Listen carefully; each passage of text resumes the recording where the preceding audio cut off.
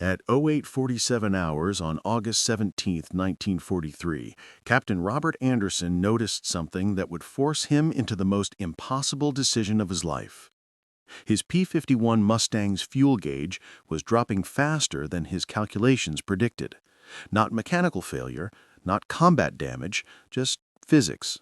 A slow leak in his drop tank seal, losing precious fuel over enemy territory, while 230 B-17 bombers flew deeper into Germany with 400 Luftwaffe fighters waiting to tear them apart. Anderson was 27 years old, 89 combat missions, 8 confirmed kills, and he understood the mathematics instantly. At current fuel consumption, he had 2 choices: turn back now and survive, or stay with the bombers until they reached the target and guarantee he'd never make it home. Every P-51 pilot knew the numbers. Every bomber crew knew what happened when escorts turned back early. The Luftwaffe waited like wolves, watching for the moment American fighters had to leave. If Anderson followed doctrine and preserved his aircraft, 200 bomber crews would face the German fighters alone.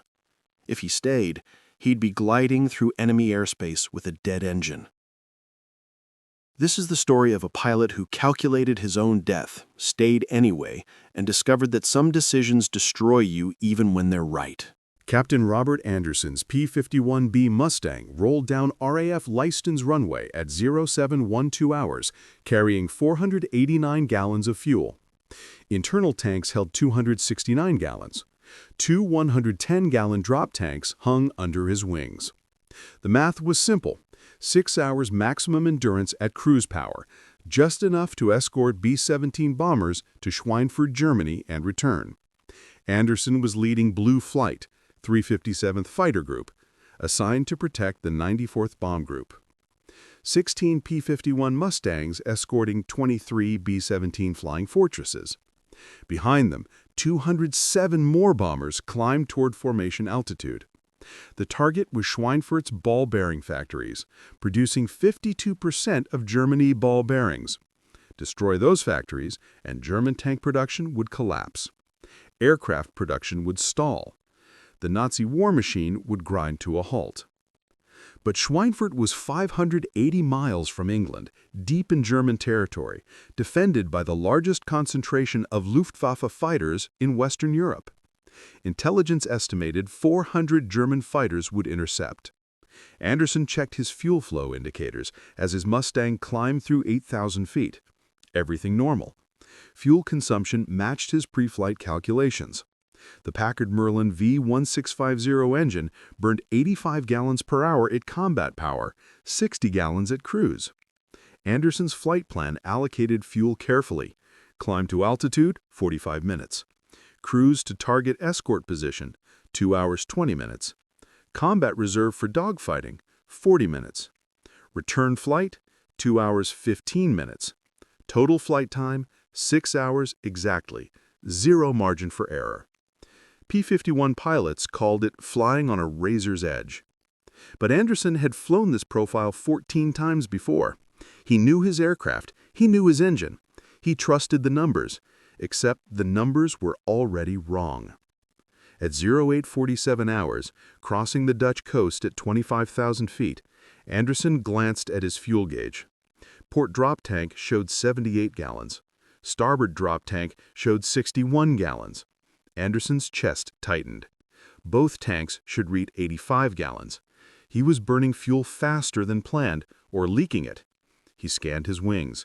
No visible fuel streaming, no warning lights, just a fuel discrepancy that meant one thing. He didn't have 6 hours of fuel. He had maybe 5 hours, maybe less. Anderson checked his position. 180 miles from England, 400 miles from Schweinfurt. The bomber stream stretched ahead, 230 B-17s in combat boxes, flying straight into the teeth of German air defenses. Anderson keyed his radio. Blue Flight, check fuel status. His wingman reported back, all normal. Only Anderson's Mustang was bleeding fuel. The P-51B Mustang had a known issue that North American aviation hadn't solved. The drop tank attachment points used rubber seals that degraded under high-G maneuvering and altitude pressure changes. Combat flying caused slow leaks, not catastrophic fuel loss, but steady seepage that killed range. Pilots reported the problem repeatedly. Engineers promised fixes. But in August 1943, P-51s were too valuable to ground for modifications. The mission came first. Anderson calculated his remaining options. At current fuel burn, he had 4 hours 40 minutes flying time remaining. The bomber stream needed escort for another 2 hours to reach Schweinfurt, then 2 hours 30 minutes to return to friendly territory. Anderson was 20 minutes short. If he stayed with the bombers to the target, his engine would quit somewhere over Belgium on the return flight. German territory. No friendly airfields. Certain capture. Or death. Fighter pilot doctrine was clear. Preserve your aircraft. If fuel becomes critical, RTB immediately. Return to base. The logic was sound. One P-51 leaving didn't doom the mission. Other fighters would cover the gap. Anderson's survival meant he'd fly again tomorrow, protect more bombers, kill more German fighters. Losing himself and his Mustang helped nobody. Anderson keyed his radio to call escort commander and report his situation. Then he spotted them. Contrails at 2 o'clock high, 28,000 feet, 12 miles out. German fighters climbing to intercept altitude. Anderson counted the trails. At least 40 aircraft, probably more. The Luftwaffe was forming up for a mass attack. Fighter controller's voice crackled through Anderson's headset. All escort flights, bandits, multiple groups, high and level. Expect contact in 7 minutes. The bomber formation tightened.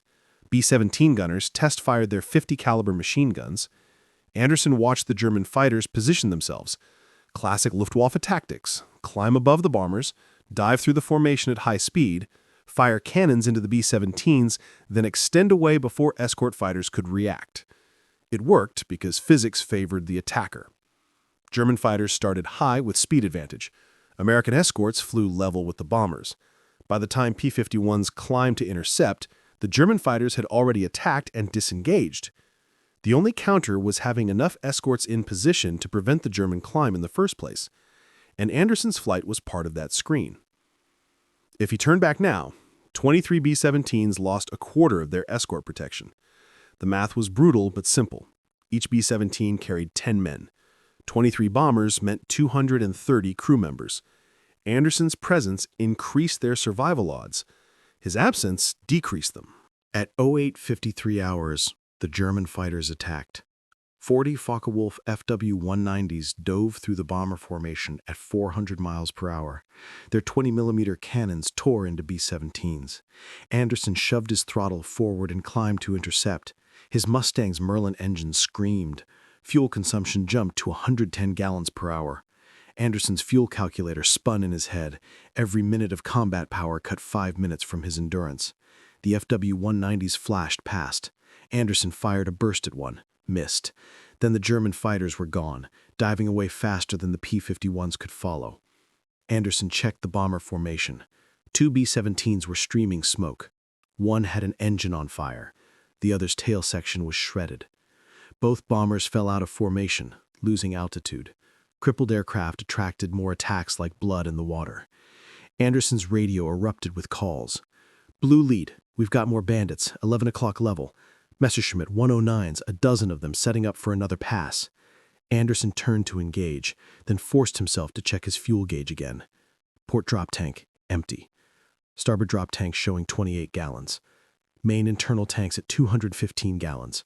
Total remaining fuel, 243 gallons. Anderson did the math. At combat power consumption, he had 2 hours 12 minutes flying time left. Schweinfurt was still 90 minutes ahead. Return flight to friendly territory required 2 hours 15 minutes minimum. Anderson was now 35 minutes short, and every minute of combat flying made it worse. He keyed his radio. Blue 2, Blue 3, Blue 4, this is lead. I'm fuel critical. Proceeding RTB. Blue 2, you have the flight. His wingman's response came immediately. Blue lead, copy RTB. We'll cover your position. It was the right call. Tactically correct. Doctrinally sound. Anderson began a gentle turn toward England. Then his radio speaker crackled with a transmission from one of the damaged B-17s. This is Iron Duke 4. We've lost number 3 engine. Hydraulics failing. "We're falling behind the formation. Request fighter cover." Anderson looked down. The damaged B-17 was 2,000 feet below, struggling to maintain airspeed. Its crew had maybe 10 minutes before German fighters spotted the cripple and swarmed it. Standard Luftwaffe procedure: kill the stragglers first. 10 men in that bomber. Anderson's fuel gauge mocked him. Every second he delayed returning to base cut his survival odds. He'd already made the right decision. He was heading home. Nobody could fault him. Then a second B-17 fell out of formation, engine smoking, and Anderson's hand stopped on the control stick. 2 damaged bombers now, 20 men. German fighters were reforming for another attack. Anderson's flight could protect those bombers for maybe 15 minutes, buy them time to make emergency repairs, rejoin the formation, or prepare to bail out over less hostile territory. Anderson reversed his turn at 0859 hours and dove toward the damaged bombers. His decision was instant and irrational. Stay with the cripples, extend the escort as deep as possible, then deal with fuel exhaustion when it happened. His wingman's voice cut through the radio. "Blue lead, confirm your RTB?" "Negative," Anderson replied. "We're staying with the stragglers." "Blue lead, your fuel status is critical. You need to turn back now." Anderson didn't respond. He positioned his Mustang between the damaged B-17s and the direction of German fighter attacks. 2 more P-51s from his flight joined him. They understood. The next 40 minutes were a blur of combat geometry. German fighters attacked in waves. Anderson's flight intercepted them, fired, forced them to break off, then repositioned to defend the bombers. Anderson shot down 1 FW-190, damaged 2 more. His fuel gauge dropped remorselessly. Starboard drop tank empty at 0912 hours. Anderson punched the release and watched the tank tumble away. Main tanks now at 168 gallons. 1 hour, 40 minutes remaining at current consumption. He needed 2 hours, 30 minutes to reach friendly territory. The math didn't work. It never would. At 0928 hours, one of the damaged B-17s radioed they'd repaired their hydraulics enough to rejoin the formation. The bomber climbed painfully back into position. 10 men saved. The second B-17 wasn't as lucky. Damage was catastrophic. The pilot gave the order to bail out. Anderson watched 10 parachutes blossom below. The empty bomber rolled inverted and spiraled down. Those men would spend the rest of the war in POW camps, but they were alive. Anderson turned his Mustang toward the main bomber stream. Schweinfurt was 30 minutes ahead. Anderson's fuel showed 142 gallons. Not enough to make it home even if he turned back immediately. He'd crossed the decision point 20 minutes ago. Now his only option was to escort the bombers to target, then figure out survival on the way back. At 10:03 hours, the bomber stream reached Schweinfurt. Flak exploded around them. German fighters made desperate attacks. Anderson's flight engaged continuously. He expended his ammunition firing at a Messerschmitt 109.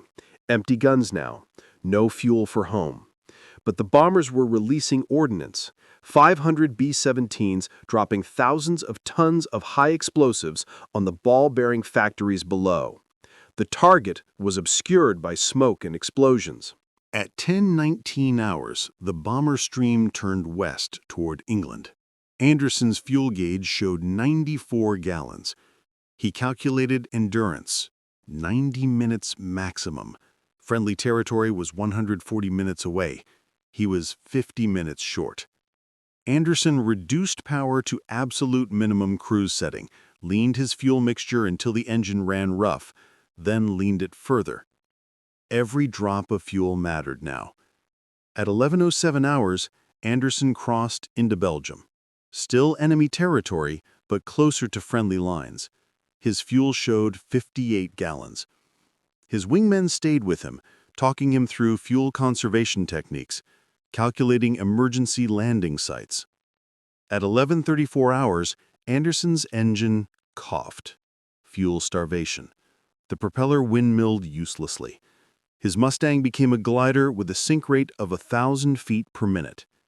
Anderson was at 18,000 feet over Belgium, 18 minutes of gliding time. He aimed for a large field ahead, then spotted Allied forces, British tanks advancing toward Brussels. Anderson glided his dead Mustang toward Allied lines. At 400 feet, he lowered his landing gear manually. At 200 feet, he committed to a wheels-down landing.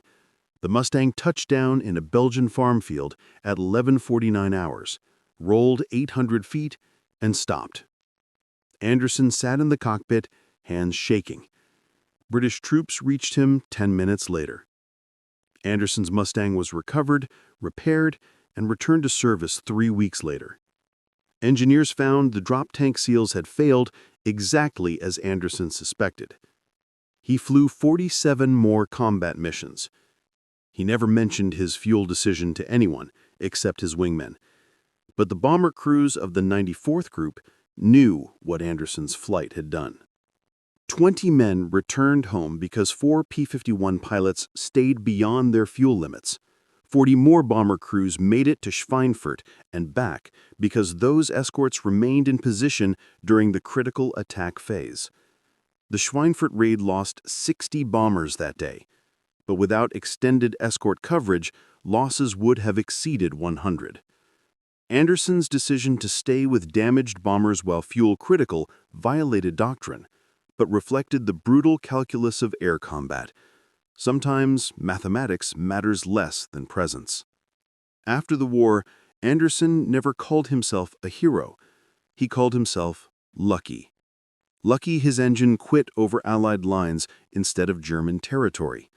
Lucky his glide path didn't end in trees or buildings. Lucky he didn't kill himself, making a tactically questionable decision. But the 20 men who bailed out of those damaged B-17s near friendly territory instead of deep in Germany, the bomber crews who had escort coverage during the most vulnerable phase of the mission, they had a different word for Anderson's choice. If this story moved you, hit that like button. Real heroism isn't always following the rules. Sometimes it's calculating your own survival odds and choosing to stay anyway. Subscribe because we're telling the complete story. The impossible mathematics, the violated doctrine, the decisions that look insane on paper but save lives in reality. Drop a comment right now. Tell us where you're watching. Thank you for watching. Thank you for remembering that heroes sometimes break the rules for the right reasons and live with the consequences forever.